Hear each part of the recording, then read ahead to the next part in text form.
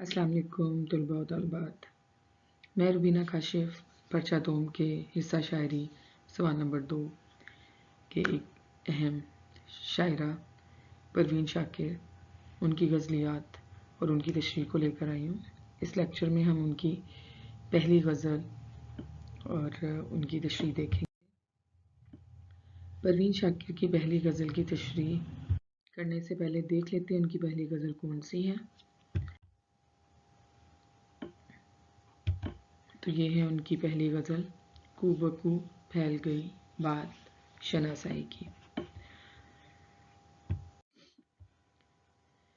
यही शेर गज़ल का मतला भी है। मतला का मतलब है तुलू होना। जैसे सूरज तुलू होता है तो दिन का आगाज़ होता है, इसी तरह जिस शेर से गज़ल का आगाज़ होता है उसे मतला कहा जाता है। कू बकू फैल गई बात शनासाई की, उसने खुशबू की तरह मेरी पजीराई की। अब अगर आप देखें तो इसमें जो मुश्किल अल्फाज हैं वो हैं कू बकू, शनासाई और पजीराई। ठीक है, और इन्हीं के मैंने अल्फाज मानी नीचे भी दर्ज किए हैं। आइए देख लेते हैं। सबसे पहला लफ्ज़ जो है वो है कू बकू। कू बकू का मतलब है गली गली। शनासाई जिसका मतलब है वाकफियत। पजीराई फ़रोग या तारीफ़ को कहते हैं। तो आइए अब इसकी तशरीह देख लेते हैं।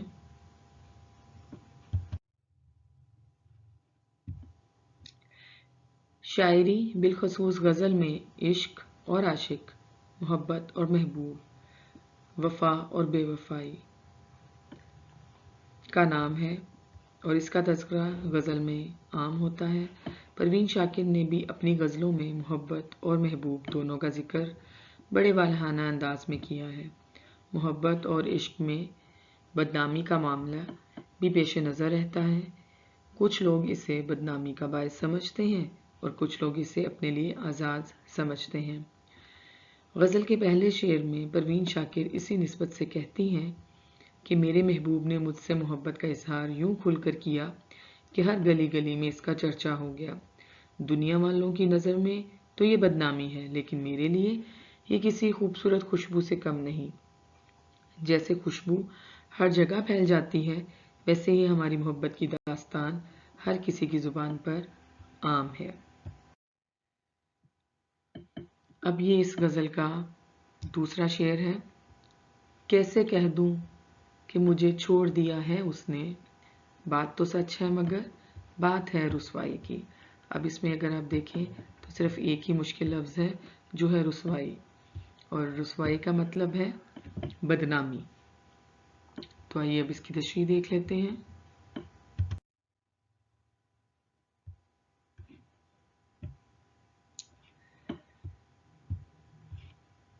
इस शेर में परवीन शाकिर मोहब्बत में नाकामी का जिक्र बड़े दुख और गम के साथ करती हैं। वो कहती हैं वो मोहब्बत जो हर खास व आम की ज़ुबान पर थी, अब उसी मोहब्बत ने और उसी महबूब ने मुझे छोड़ दिया है। अब मैं दुनिया वालों का सामना कैसे करूँगी कि वो जो मुझसे मोहब्बत के दावे किया करता था आज मुझे क्यों छोड़ गया।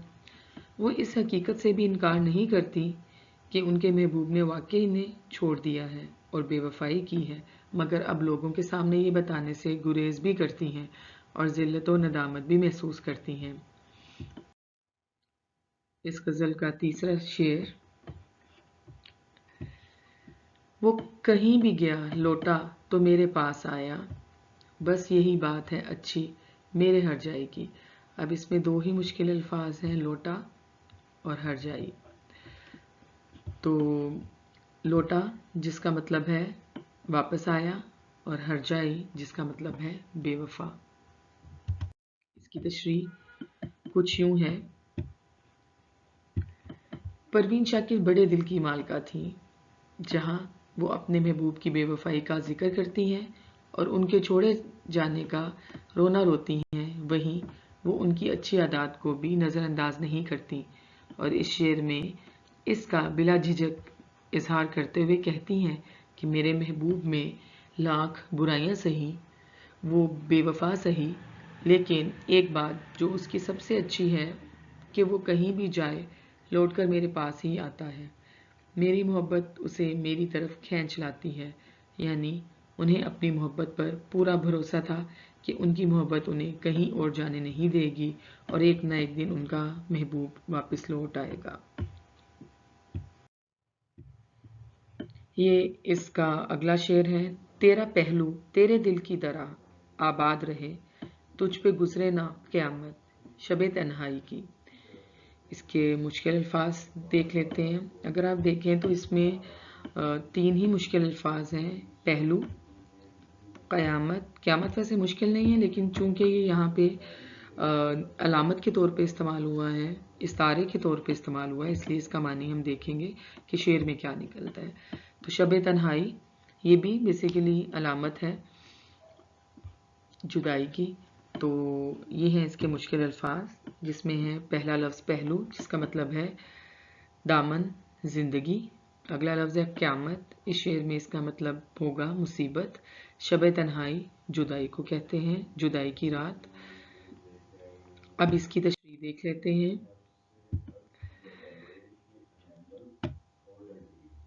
اس شعر میں پروین شاکر بڑی اعلیٰ ظرفی کا مظاہرہ کرتی ہیں اور اپنے محبوب کی دی ہوئی تکلیفوں اور بے وفائی کے بعد بھی انہیں دعا دیتی نظر آتی ہیں، کیونکہ انسان جس سے محبت کرتا ہے اسے دکھ دینے کا کبھی سوچ بھی نہیں سکتا۔ پروین شاکر دھیمے لہجے کی شاعرہ ہیں اور وہ محبوب جس نے انہیں تنہائی اور جدائی کا غم دیا، جس نے بے وفائی کی، وہ اس کی بے وفائی کا تذکرہ بھی کرتی ہیں تو بڑے دھیمے لہجے میں۔ اس شعر میں وہ دعا کرتی ہیں کہ جس مصیبت میں گزر رہی ہوں، اے میرے محبوب، اللہ نہ کرے کہ تمہیں اس مصیبت کا کبھی سامنا کرنا پڑے، اور جس طرح تمہارا دل لوگوں سے اور ان کی محبت سے آباد ہے، اسی طرح تیری زندگی بھی ہمیشہ آباد رہے، تمہیں میری طرح تنہائی اور جدائی کا سامنا نہ کرنا پڑے، کیونکہ محبوب سے تنہائی اور جدائی کسی قیامت سے کم نہیں ہوتی۔ اس شعر میں شاعرہ نے دل کی آبادی اور قیامت جیسی رات کے استعارے استعمال کیے ہیں۔ تو اس غزل کا اگلا شعر ہے۔ اس نے جلتی ہوئی پیشانی پر جب ہاتھ رکھا، روح تک آ گئی تاثیر مسیحائی کی۔ تو اس میں مشکل الفاظ جلتی ہوئی پیشانی، تاثیر اور مسیحائی۔ تو یہ اس کے مشکل الفاظ ہیں، اس پہ نظر ڈال لیتے ہیں۔ جلتی ہوئی مطلب تپتی ہوئی، پیشانی ماتھا، تاثیر اثر کو کہتے ہیں، مسیحائی علاج۔ اب اس کی تشریح دیکھ لیتے ہیں۔ پروین شاکر اس شعر میں کہتی ہیں کہ میرے جسم میں جو بے چینی اور میری روح میں جو تڑپ تھی، میرے مسیحا نے جیسے ہی میرے تپتے ہوئے ماتھے پر ہاتھ رکھا تو مجھے روحانی سکون حاصل ہوا۔ یہاں وہ مسیحا اپنے محبوب کو کہہ رہی ہیں۔ محبوب کی نظر کرم مسیحا کا کام کرتی ہے، پھر کسی ڈاکٹر کے علاج کی ضرورت نہیں رہتی اور صرف محبوب کے قرب سے ہی شفا ملتی ہے۔ اس شعر میں شاعرہ نے اپنے محبوب کے لیے مسیحا کا استعارہ استعمال کیا ہے۔ میں آپ کو بتاتے چلوں استعارہ کسے کہتے ہیں۔ استعارہ مستعار سے نکلا ہے، اور مستعار کا ایک عربی لفظ ہے جس کا مطلب ہے ادھار لینا، یعنی ہم جیسے انگلش میں میٹافور استعمال کرتے ہیں، اسی طرح اردو میں استعارے کا استعمال ہوتا ہے جب ہم کسی چیز کی خاصیت بیان کرنے کے لیے اسے کسی دوسری چیز کی مانند قرار دیتے ہیں، اور نہ صرف اس کو اس کی مانند قرار دیتے ہیں بلکہ اس کو ویسا ہی کہہ دیتے ہیں، تو اس کو استعارہ کہا جاتا ہے۔ ٹھیک ہے، تو یہاں پہ وہ اپنے محبوب کو مسیحا کہہ رہی ہیں، یعنی کہ علاج کرنے والا ڈاکٹر۔ اس غزل کا آخری شعر۔ اب بھی برسات کی راتوں میں بدن ٹوٹتا ہے، جاگ اٹھتی ہیں عجب خواہشیں انگڑائی کی۔ تو یہاں پر بدن ٹوٹنا یہ محاورتاً استعمال ہوا ہے۔ अजब और जाग उठना ये भी मुहावरा है। अंगड़ाई ये भी मुश्किल लफ्ज़ है। अब इसके मुश्किल अल्फाज देख लेते हैं।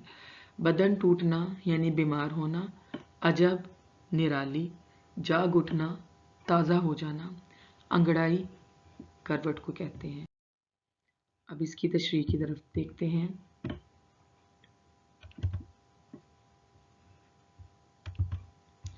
परवीन शाकिर की गज़ल का ये आखिरी शेर है जिसकी तशरीह ये है। परवीन शाकिर की शायरी में उनकी ज़ाती ज़िंदगी का अक्स दिखाई देता है। उन पर जो हालात व वाक़यात गुज़रे उन्हें वो अपने शेरों के क़ालिब में ढालती हैं। बरसात के मौसम में पुराने ज़ख्म भी ताज़ा हो जाते हैं। शायरा की भी ज़िंदगी में पुराने दुख फिर से ताज़ा हो गए। इसी कैफियत को वो अपने शेर में बयान कर रही हैं। इस शेर में उनका जदीद मगरबी रवैया भी नज़र आता है। ये शेर इस गज़ल का मक्ता है। मक्ता गज़ल का आखिरी शेर होता है। मक्ता लफ्ज़ कता से निकला है और कता का मतलब होता है काट देना, ख़त्म कर देना। तो जहाँ पर गज़ल का इख्तिताम होता है उस शेर को हम मक्ता कहते हैं। उम्मीद है स्टूडेंट्स के आपको आज का लेक्चर समझ आ गया होगा। अब आप पहली गज़ल के मफ़हूम को अच्छी तरह समझ गए होंगे। इंशाल्लाह अगले लेक्चर में दूसरी गज़ल और उसकी तशरीह लेकर आऊँगी। उस वक्त तक के लिए मुझे इजाज़त दीजिए। मेरे चैनल पर अगर आप नए हैं तो काइंडली सब्सक्राइब कर दीजिए और लाइक भी कर दें। बेल आइकन का बटन भी ज़रूर दबा दें क्योंकि इससे मेरी आने वाली हर नई वीडियो आप तक उसका नोटिफिकेशन पहुंच जाएगा। अपना बहुत सा ख्याल रखिएगा। अल्लाह हाफिज़।